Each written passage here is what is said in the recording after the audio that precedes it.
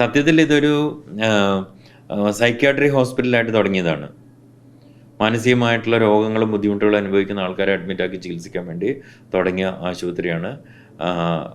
തുടക്കത്തിലൊക്കെ ഇവിടെ ഒരു 65-70 മാനസികമായ വെല്ലുവിളികൾ രോഗങ്ങളുണ്ടായിരുന്ന ആൾക്കാരെ അഡ്മിറ്റ് ആയിരുന്നെങ്കിൽ ഒരു 4-5 ആൾക്കാരാണ്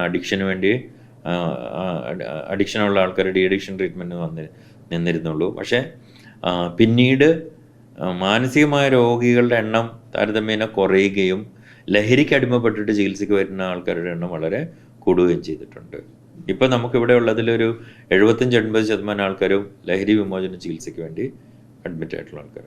നമുക്കിവിടെ നിലവിൽ 250 ബെഡിൻ്റെ ആണ് ലൈസൻസ് ഉള്ളത്.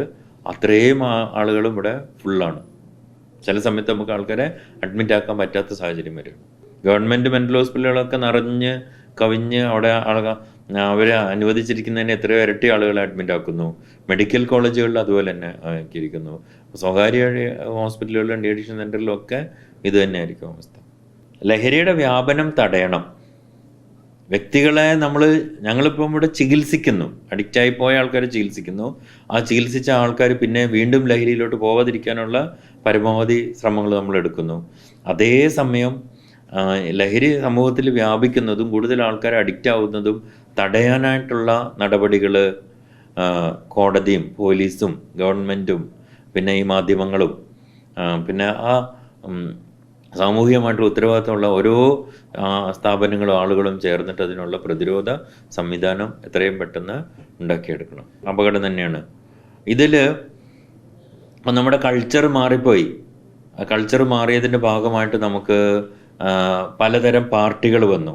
കല്യാണത്തിനോടനുബന്ധിച്ചോ വീട് താമസത്തിനോടനുബന്ധിച്ചോ പരീക്ഷയ്ക്ക് തോറ്റാലോ വെഡ്ഡിങ് ആനിവേഴ്സറി ആണെങ്കിൽ ബർത്ത്ഡേ ആണെന്നുണ്ടെങ്കിൽ ഇപ്പോൾ ഒരു പാർട്ടി കൾച്ചറിലേക്ക് നമ്മൾ മാറിപ്പോയി. അതിൻ്റെ ഭാഗമായിട്ട് ആണും പെണ്ണും ഒക്കെ ഇപ്പോൾ ഈ പ്രത്യേക ഡാൻസും പാട്ടും അതിന് കൂടെ അതിന് പ്രത്യേക ഉന്മാദം തരാനായിട്ട് ഇങ്ങനത്തെ ലഹരികളും ഉപയോഗിക്കുന്ന ഒരവസ്ഥയിലേക്ക് എത്തി.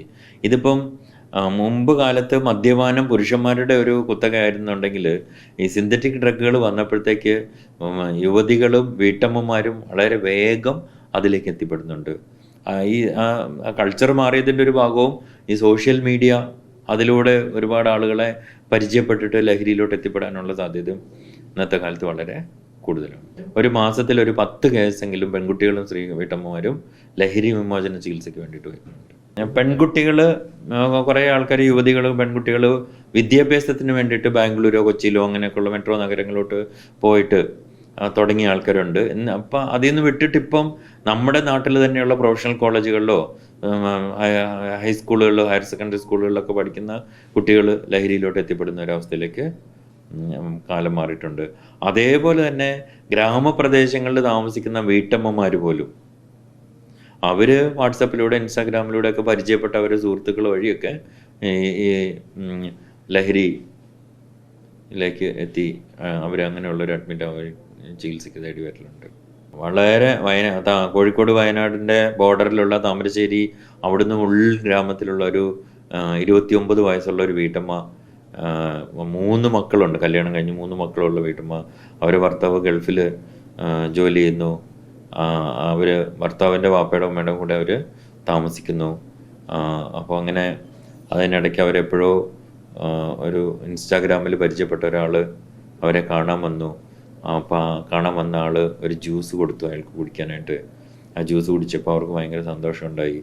പിന്നീട് അതേ ജ്യൂസ് വീണ്ടും വേണം എന്ന് പറഞ്ഞിട്ട് അയാളെ ഫ്രീക്വൻ്റ് ആയിട്ട് അയാളെ കാണാനായിട്ട് വിളിച്ചു വരുത്തുകയും അപ്പോൾ ഇത്രയും ഇതുണ്ടാവാനുള്ള കാരണം ഇതിൽ ഞാൻ ഇന്ന സാധനം ചേർത്തിട്ടുണ്ടെന്ന് പറഞ്ഞപ്പോൾ പിന്നെ ആ സാധനത്തിന് വേണ്ടിയിട്ട് അവർ അയാളുമായിട്ട് നിരന്തരം ഇടപഴകുകയും വീട് വിട്ട് ഇറങ്ങിപ്പോവുകയും 3 മക്കളെയും 1.5 വയസ്സ് പ്രായമുള്ള ഒരു കുട്ടി, 7 വയസ്സ് പ്രായമുള്ള ഒരു കുട്ടി, 12 വയസ്സ് പ്രായമുള്ള കുട്ടീനെ ഇട്ടിട്ട് അവർ ഈ മറ്റേ ജ്യൂസ് കൊടുത്ത ആളുടെ കൂടെ അവിടെ വിട്ടു പോവുകയും കുറേ നാൾ കഴിഞ്ഞപ്പോൾ പോലീസ് അവരെ ലൊക്കേറ്റ് ചെയ്തിട്ട് തിരിച്ച് വീട്ടിൽ കൊണ്ടുവന്നിട്ട് വീട്ടുകാരെ ഡി അഡിക്ഷൻ ട്രീറ്റ്മെൻറ്റ് ഒക്കെ ചെയ്തിട്ടുള്ള അവസ്ഥ.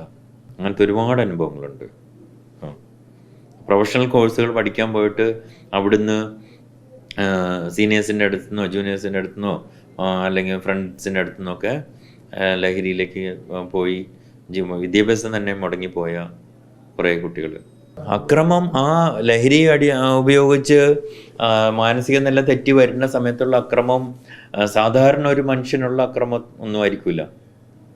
പ്രത്യേകിച്ച് ഉത്തേജന ലഹരികൾ, സ്റ്റിമുലൻസ് ആണ് ഉപയോഗിച്ച് വന്നിട്ടുള്ളതെങ്കിൽ ഭയങ്കരമായിട്ടുള്ള ശക്തിയായിരിക്കും. അവരെ നമുക്കൊന്ന് നിയന്ത്രിക്കാനായിട്ടോ അവർക്കൊരു മെഡിസിൻസ് കൊടുക്കാനോ ഇഞ്ചക്ഷൻ കൊടുക്കാനോ ഒക്കെ നമ്മൾ വളരെ കഷ്ടപ്പെടേണ്ടതുണ്ടാവും ആ സമയത്ത്. കുറേ ആൾക്കാരെ പോലീസോ നാട്ടുകാരോ ചേർന്നിട്ട് ഇങ്ങനെ കാലും വരിഞ്ഞു കെട്ടിയാണ് കൊണ്ടുവരുന്നത്. നല്ല ശതമാനം ആൾക്കാരും 1-2 ദിവസം മരുന്ന് കൊടുത്തു കഴിയുമ്പോഴത്തേക്ക് അവർ ശാന്തരാകും. പക്ഷേ ചില ആളുകളിൽ ആ ഉണ്ടായ രോഗവും അതുവഴി പുറത്തേക്ക് വരുന്ന അക്രമവും കുറച്ച് ദിവസങ്ങൾ നീണ്ടു നിൽക്കും. മാതാപിതാക്കൾ കഷ്ടപ്പെട്ട് ജോലി ചെയ്ത് വീടുണ്ടാക്കി മക്കളെ വളർത്തി